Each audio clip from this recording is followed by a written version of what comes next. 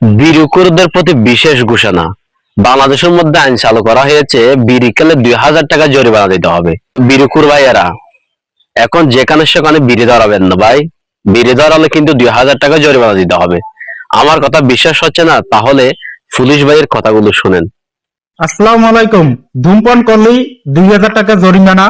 কেউ যদি প্রকাশ্যে অর্থাৎ পাবলিক প্লেসে যদি ধূমপান করে তাহলে তার 2000 টাকা জরিমানা গুনতে হবে। পাবলিক প্লেস কোনটা? যেমন স্কুল, কলেজ এবং কি শিক্ষা কেন্দ্র অর্থাৎ অফিস আছে এবং কি পরিবহন আছে, বাজারঘাট আছে। এই বাজারঘাটে কেউ যদি ধূমপান করে যা জনগণের অসুবিধার সৃষ্টি হয় তাহলে কিন্তু তার 2000 টাকা জরিমানা গুনতে হবে।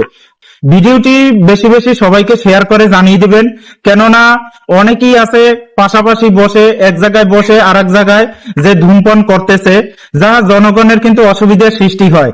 কেউ কিন্তু বলতেও পারতেছে না, কেননা বললে মারামারির এক পর্যায়ে সৃষ্টি হতে পারে।